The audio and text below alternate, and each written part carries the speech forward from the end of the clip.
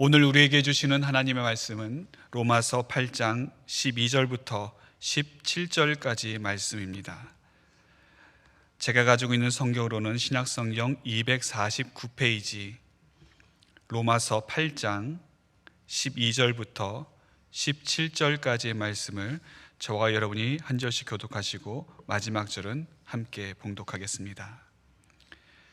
그러므로 형제들아, 우리가 빚진 자로 돼 육신에게 져서 육신대로 살 것이 아니니라.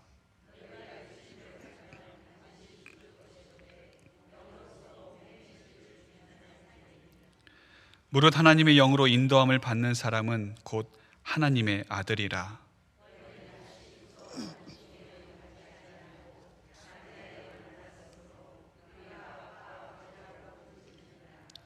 성령이 친히 우리의 영과 더불어 우리가 하나님의 자녀인 것을 증언하시나니, 자녀이면 또한 상속자 곧 하나님의 상속자요 그리스도와 함께한 상속자니, 우리가 그와 함께 영광을 받기 위하여 고난도 함께 받아야 할 것이니라.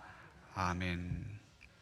기독교와 교회의 탄생의 중요한 두 장면이 요한복음과 사도행전에 나옵니다. 요한복음에 보면 이제 예수님께서 십자가에 달려 돌아가신 후 사흘 만에 부활하셔서 제자들 앞에 나타나셨습니다. 제자들은 예수님을 보고 놀라자 예수님께서 그들에게 놀라지 말라, 너에게 평안이 있을지어다 하시면서 중요한 말씀을 하십니다. 그들에게 숨을 내쉬시면서 어떤 말씀을 하시느냐면 성령을 받으라.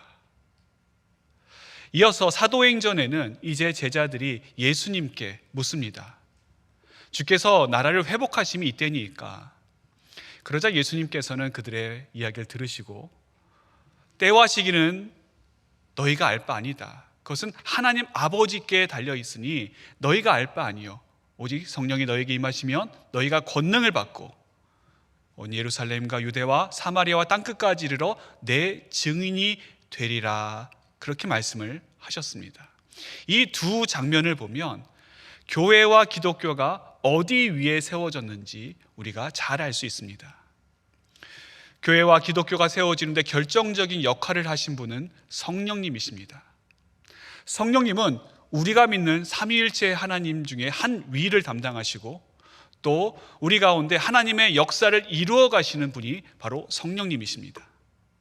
성령께서는 교회를 세우셨고, 하나님의 자녀로 하여금, 예수 그리스도를 믿는 자들로 하여금 그 마음 가운데 믿음을 주시고 예수를 구주로 고백하게 하시는 그 은혜를 주시는 분이 바로 성령님이십니다.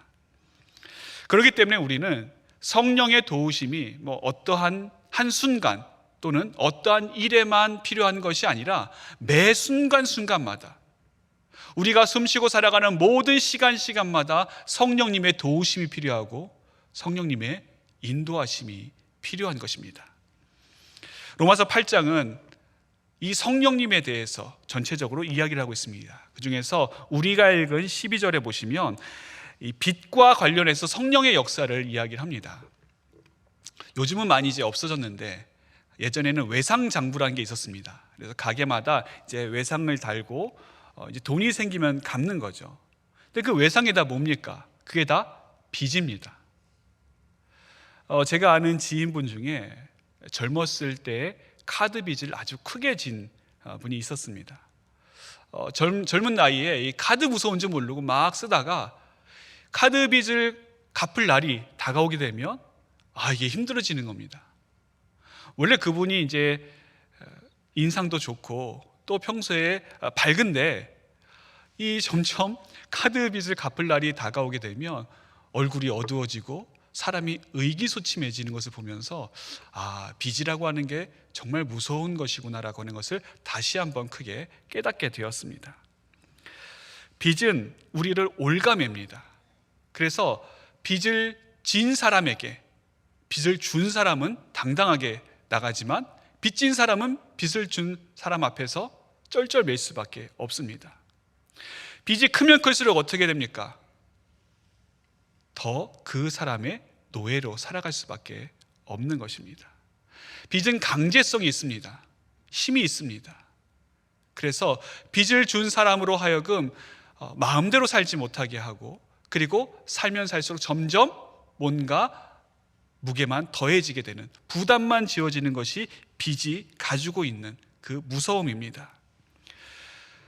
아담과 하와가 선악과를 따먹은 사건 이후로 우리 인간은 육신에 져서 육신의 빚을 진 죄의 노예로 살게 되었습니다. 그래서 그 이후부터 우리 인간은 죄의 노예가 되어서 죄가 시키는 대로, 그리고 죄가 이끄는 대로 살아갈 수밖에 없는 존재가 되고 말았습니다. 여러분, 익숙하다라고 하는 것이 얼마나 무서운 것인지 모릅니다. 제가 이제 군대에 있을 때 이제 군대 들어와서 한참 훈련을 열심히 받다가 첫 휴가 나가는 이등병들 이야기를 그들과 나눠본 적이 있는데, 그들이 이야기하는 게 그런 겁니다. 이제 사회에 있을 때는 자유롭게 살았거든요. 마음대로 하고 싶은 대로 하고 뭐 안 하고 싶으면 안 하고. 그런데 군대에 오니까 이게 규칙적으로 다 돌아가는 겁니다. 군대의 모든 생활들이 다 규칙입니다. 규칙적으로 일어나서 규칙적으로 식사하고 규칙적으로 훈련받고 또 규칙적으로 자고, 모든 것이 규칙적으로 돌아가다 보니까 그게 몸에 배어버린 겁니다. 그래서 이제 오랜만에 휴가 나가서 얼마나 친구들도 만나고 싶고 늦게까지 놀고 싶겠습니까? 한참 놀다가 밤늦게 잠이 들어도, 아니 새벽에 잠이 들어도 기상할 시간만 되면 자기도 모르게 눈이 번쩍 뜨여진다는 겁니다. 그리고 누군가 자기를 부르면 자기도 모르게 관등성명을 대면서 네, 이병 누구 이게 자동적으로 나온다라고 하는 그런 이야기를 제가 들었습니다. 그래서 제가 군대 생활 참 잘하고 있다, 적응을 잘했다, 그렇게 칭찬을 해줬는데, 우리가 익숙해지면 나도 모르게 거기에 얽매이게 되어 있습니다. 그 모습이 자연스럽게 나타나게 되어 있습니다. 우리 인간은 본래적으로 죄된 본성을 가지고 있습니다. 그래서 죄 짓는 것이 익숙합니다. 죄 짓는 것이 참 힘들다라고 하는 분 별로 이렇게 본 적 없는 것 같아요. 우리는 죄 지려고 노력하지 않아도 자연스럽게 죄를 짓게 되어 있습니다. 오히려 죄를 안 지려고 노력을 하지, 죄 지으려고 노력하는 사람이 있습니까? 별로 없습니다. 오히려 죄를 안 지려고 노력하면 할수록 그게 더 힘들게 되고, 아무리 우리가 각오하고 또 열심히 다짐을 해보지만 결국 죄에 넘어갈 수밖에 없는 우리의 모습을 우리가 쉽게 볼 수 있는 건 아니겠습니까? 그만큼 이 죄라고 하는 것, 우리가 거기에 얽매여 있고 또 거기에 붙잡혀 살아가고 있는 것입니다. 우리의 육신은 죄의 욕구가 너무 큽니다. 그래서 우리는 죄를 이길 수가 없습니다. 우리가 예수 그리스도를 구세주로 영접하고 하나님의 자녀가 되었습니다. 그래서 하나님의 뜻대로, 하나님께서 원하시는 대로 삶을 살아야 되는데, 그걸 머리로는 알고 있는데 우리 실제 삶에서는 그렇게 살기가 참 어렵다라고 하는 것이 우리의 문제입니다. 우리 마음 가운데는 두 가지 마음이 있습니다. 하나는 하나님의 뜻대로 살고자 하는 마음이 있고, 그럼에도 불구하고 동시에 또 어떤 마음이 있는가? 여전히 죄를 향해서 달려가는 우리의 마음이 있습니다. 그래서 사도 바울도 뭐라고 고백하느냐 하면, 선을 행하기 원하는 나에게 악이 함께 있는 것을 깨달았다, 이렇게 고백하고 있습니다. 하나님께서는 우리에게 선을 행할 능력이 없다라고 하는 것을 누구보다도 잘 아셨습니다. 비록 우리가 거듭난 존재가 되었고 하나님의 자녀가 되었지만, 그럼에도 불구하고 여전히 우리 안에는 우리 힘으로는 하나님의 뜻대로, 하나님이 원하시는 대로 살 수 있는 아무런 힘과 능력이 없다라고 하는 것을 하나님께서 누구보다도 잘 아셨습니다.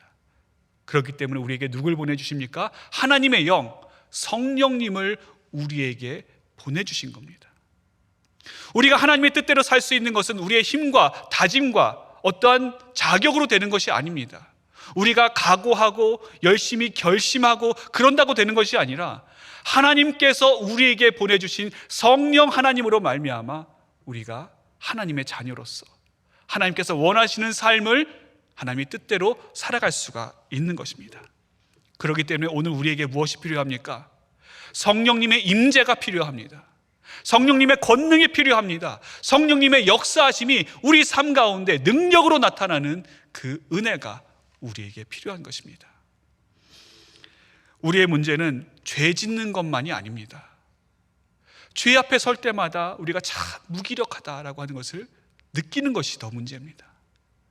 죄는 우리의 양심을 마비시킵니다. 죄는 우리의 각오를 망각시켜 버립니다. 죄는 우리의 눈과 귀를 멀게 만들고 또 우리의 거룩함을 훼손합니다. 그러나 성령께서 우리에게 오실 때 죄를 깨닫게 하십니다. 우리 안에 계신 성령님께서 우리로 하여금 하나님의 뜻이 무엇인지 분별할 수 있는 지혜를 주시고 또 우리로 하여금 하나님의 선하신 자녀대로 살 수 있는 은혜와 능력을 부어주시는 것입니다. 성령의 인도하심을 받는 삶은 어떤 삶입니까? 육신의 빚진 자로 육신에 이끌려 사는 삶이 아니라 하나님의 영으로서 몸의 행실을 죽이는 영으로 사는 사람이 바로 성령의 인도하심을 받는 삶입니다. 오늘 14절에 보시면 성령에 이끌리는 삶이 어떤 삶인지를 핵심적으로 말씀하고 있습니다. 무릇 하나님의 영으로 인도함을 받는 사람은 곧 하나님의 아들이라. 하나님의 아들은 어떤 사람입니까? 성령의 인도함을 받는 사람이 하나님의 아들입니다. 근데 여기서 하나님의 아들이 어떤 아들이냐, 그것이 중요한 것이죠. 우리가 예수 그리스도를 믿음으로 성령을 받습니다. 성령께서 우리 안에 오셔서 우리로 하여금 하나님의 자녀가 되게 하십니다. 그런데 그때 우리가 하나님의 아들이 되는 것은 하나님의 친아들이 되는 것이 아닙니다. 하나님의 친아들은 오직 예수 그리스도 한 분뿐이십니다. 우리가 하나님의 아들 되는 것은 친아들이 아니라 양아들로, 양자로 입적되는 것입니다.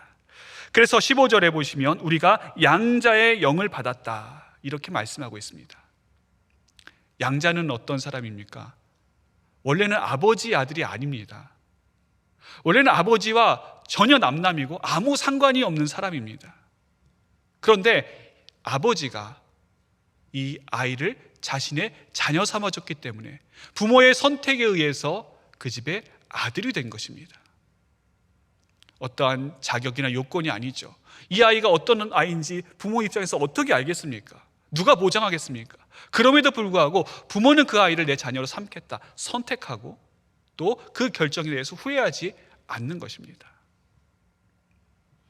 자녀가 어떠한 자신의 자격이나 또 능력에 의해서 그 집에 양자로 입적되는 것이 아니라 전적인 아버지의 은혜, 전적인 아버지의 택하심이 거기에 있는 것입니다.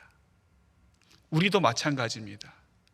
우리가 하나님의 자녀 될 수 있는 것, 우리가 하나님의 아들로서 살아갈 수 있는 것은 우리의 어떠한 것 때문이 아니라 만세 전부터 예비하신, 택정하신 하나님의 섭리 가운데 이루어진 일입니다. 그래서 에베소서 1장 3절부터 5절은 이렇게 말씀합니다. 찬송하리로다 하나님 곧 우리 주 예수 그리스도의 아버지께서 그리스도 안에서 하늘에 속한 모든 신령한 복을 우리에게 주시되 곧 창세전에 그리스도 안에서 우리를 택하사 우리로 사랑 안에서 그 앞에 거룩하고 흠이 없게 하시려고 그 기쁘신 뜻대로 우리를 예정하사 예수 그리스도로 말미암아 자기의 아들들이 되게 하셨으니, 하나님께서 우리를 아들 삼아 주신 것 어쩌다 일어난 일이 아니라 우연히 일어난 일이 아니라 우리를 불쌍히 여기시고 긍휼히 여기시는 하나님의 은혜로 말미암은 것입니다. 제가 아는 어떤 가정이 자녀를 입양하는 그런 가정이 있었습니다. 근데 이제 그분에게 어떻게 해서 이 자녀를 입양하게 됐는지 그 사연을 듣게 되었는데, 이 아이가 뭐 다른 아이들처럼 아주 어린 아이 때, 어린 아기 때에 입양을 했는데요. 다른 아이들처럼 뭐 예쁘거나 뭐 잘생겨서 그런 것이 아니라 그냥 그 아이를 보니까 불쌍한 마음이 들더랍니다. 이 아이를 보니까 왠지 좀 측은하고, 내가 이 아이의 좀 아빠가 되어줬으면 좋겠다, 엄마가 되어줬으면 좋겠다라고 하는 마음이 들어서 그냥 뭐 다른 이유 없이 그 아이를 자신의 자녀로 그 가정에 입양을 한 겁니다. 그러면서 이 아이를 키우는데 얼마나 지극정성으로 키우는지, 정말 친자식 이상으로 키우는 모습을 제가 보았습니다. 하나님께서 우리를 양자 삼아주신 것도 마찬가지죠. 로마 시대에 신의 아들이 될 수 있는 것은 딱 두 부류 사람들 뿐이었습니다. 하나는 로마의 황제입니다. 로마의 황제는 신의 아들이기 때문에 무소불위의 권력을 지녔고 또 스스로가 신으로 추앙받는 그러한 존재였습니다. 또 하나는 위대한 영웅들이었습니다. 뭐 헤라클라스 같은 신화적인 존재나 아니면 위대한 정복자 알렉산더 대왕 같은 그러한 무엇인가 엄청난 업적을 남긴 사람들이 자신을 신격하기 위해서 나는 신의 아들이다, 그렇게 주장을 하곤 했습니다. 그러면 사람들이 그걸 보고 그렇지, 저 사람은 인간의 아들이 아니라 신의 아들의 자격이 있다, 그렇게 누구나 인정할 수 있는 그런 시대였습니다. 그런데 오늘 말씀에 의하면 어떤 사람이 신의 아들, 하나님의 아들이 될 수 있는가? 어떠한 힘과 능력을 지닌, 자격을 지닌 사람이 아니라 불세출의 영웅들이 신의 아들이 될 수 있는 것이 아니라 아무 힘도 능력도 없는 평범한 사람들, 보통 사람들, 그 사람들이 신의 아들이 될 수 있다는 겁니다. 어떻게 해서 가능한 겁니까? 하나님께서 우리에게 성령을 보내주심으로, 성령으로 말미암아 우리가 하나님의 아들이 될 수 있다라고 하는 것이 얼마나 엄청난 선언이고 파격적인 선언인지 모릅니다. 우리 안에 오신 성령께서는 우리를 하나님의 자녀 삼아 주십니다. 그리고 우리에게 하나님의 자녀가 될 수 있는 어떠한 지위나 조건이나 그런 것들이 없다라고 하는 것을 성령님께서 누구보다도 잘 아십니다. 성령께서 우리 안에 오실 때 우리는 성령 하나님으로 말미암아 하나님 아버지를 아빠, 아버지라고 부를 수가 있습니다. 성령님으로 말미암아 우리가 하나님을 아빠, 아버지라고 부를 수 있을 때 우리에게 주어지는 가장 큰 권리가 있습니다. 그것이 무엇이냐면 하나님께 나아갈 때 두려움 없이 자유함으로 나아갈 수 있다고 하는 것입니다. 15절 전반절에 보시면 너희는 다시 무서워하는 종의 영을 받지 아니하였다, 이렇게 말씀하고 있습니다. 주인과 종은 다릅니다. 아버지와 아들의 관계도 다르죠. 주인과 종의 관계는 어떻습니까? 종은 늘 주인의 눈치를 살필 수밖에 없습니다. 주인이 무슨 말을 하는지, 주인이 무엇을 원하는지 그 앞에서 무서워 벌벌 떨 수밖에 없습니다. 주인이 호통이라도 치면 그 자리에서 아무것도 하지 못하고 벌벌 떠는 것이 종의 모습입니다. 하지만 부모와 자식, 아버지와 아들과의 관계는 좀 다르죠. 아들은 아버지의 물론 눈치는 보지만 종처럼 하지는 않습니다. 종은 주인이 시키는 것만 할 수 있습니다. 주인이 허락한 것만 종은 할 수가 있습니다. 율법이 바로 그런 특성을 가지고 있습니다. 율법이라고 하는 것, 율법의 테두리 안에서만 우리는 생활할 수가 있습니다. 율법을 지키는 사람들, 율법의 노예가 된 사람들은 오직 율법을 지킴으로 여기서 한치라도 벗어난다면 큰일 나는 것이 바로 그 율법의 테두리 안에 살아가는 사람들입니다. 그렇기 때문에 율법에 사로잡힌 사람들은 어떤 마음을 가지고 있느냐, 율법을 지킴으로 내가 기쁨을 얻는 것이 아니라, 거기에 초점 맞춰져 있는 것이 아니라 하나라도 어기면 어떡하지? 하나라도 율법에서 벗어나면 나는 큰일 날 텐데, 거기에 얽매여서 두려움과 절망 가운데 살아가는 자들이 바로 율법에 얽매인 자들입니다. 그들에게 기쁨과 감사는 없습니다. 두려움과 공포만 있을 뿐입니다. 여기서 말하는 공포라고 하는 것은 하나님을 경외하는 그런 마음이 아닙니다. 말 그대로 두려운 마음, 피하고 싶은 마음, 숨고 싶은 마음. 그래서 아담과 하와가 선악과를 따먹고 나서 하나님께서 동산을 거니시는 중에 아담과 하와를 부르셨을 때 아담과 하와가 어떻게 합니까? 두려워하여 하나님의 낯을 피하여 숨어버렸습니다. 그것이 율법에 사로잡힌 자, 율법의 노예가 된 자의 모습입니다. 율법에 속한 종의 영을 받은 자들은 그런 특징을 가지고 있습니다. 제가 고등학교 때 저희 반에 교회 다니는 친구들이 몇몇 있었습니다. 그래서 그 친구들과 함께 교제하면서 신앙적인 유익을 같이 누리게 됐었는데요. 한 번은 서로 어떻게 처음에 교회에 나오게 됐는지를 이야기하게 되었습니다. 근데 제가 평소에 이 친구는 정말 신실하다, 정말 교회에 열심히 다니고 또 교회에서 중고등부 회장 같은 것도 하고 아주 교회 열심으로 나가는 겁니다. 정말 대단한 친구다, 그렇게 생각하고 있었는데 그 친구가 자기가 어떻게 교회에 나오게 됐는지를 이야기하는 겁니다. 이 친구가 어떻게 교회에 나오게 됐느냐 하면 성경 이야기를 듣다가 예수 믿지 않으면, 교회 다니지 않으면 지옥 간다더라. 거기에 두려움을 크게 느낀 겁니다. 그래서 그 다음부터 교회에 나오고 열심히 다니는데, 교회 나오는 목적이 무엇이냐면 지옥 안 가려고, 지옥을 피하려고 신앙생활을 그렇게 열심히 하는 것이었습니다. 그래서 제가 궁금해서 물었습니다. 그러면 너는 교회 다니는 게 행복하니? 예수님 믿는 게 기쁘니? 그랬더니 그 친구가 하는 말이, 나는 뭐 기쁘고 행복한 건 그건 모르겠고 그냥 지옥에 안 갔으면 좋겠다. 지옥에 떨어지지만 않으면 난 참 좋겠다. 그 하나 가지고 나는 열심히 신앙생활하고 지금 이렇게 교회 생활 열심히 하는 거다. 그런 이야기를 했습니다. 그것이 바로 종의 영을 받은 전형적인 모습이죠. 예수님을 믿는 게 힘들고 교회 다니는 게 부담되고 뭔가를 계속 해내야 될 것 같은 그런 심적인 어려움에 사로잡힌 사람들이 있다라고 한다면, 그분은 양자의 영이 아니라 종의 영을 받은 자로서, 율법의 얽매인 자로서 살아가고 있는 것입니다. 그러나 아들의 영을 받은 사람들은 자유합니다. 그럴 수밖에 없는 것이 아들이기 때문에 그렇죠. 아들이 아버지께 자유하게 나아갈 수 있는 것은 종보다 뛰어나서가 아닙니다. 종보다 훌륭하거나 뭐 지혜가 많거나 그래서 그런 것이 아니라 오히려 종보다 못해도 괜찮습니다. 왜 그렇습니까? 아버지의 아들이기 때문에. 그게 바로 아버지와 아들의 관계인 것이죠. 이제 부모님들이 가끔씩 말 안 듣는 자녀들을 보고 호적에서 파버리겠다, 이제 그런 이야기를 할 때가 있습니다. 실제로 그런 분들도 가끔씩 계시기는 하지만 그게 뭐 말처럼 쉽겠습니까? 말처럼 이게 쉽지는 않죠. 종은 그냥 끊어버리면 그만입니다. 지워버리면 끝입니다. 하지만 아들은 아무리 서류상에서 지웠다 하더라도 아들은 아들입니다. 어쩔 수가 없습니다. 양자된 두 번째 권리는 무엇인가?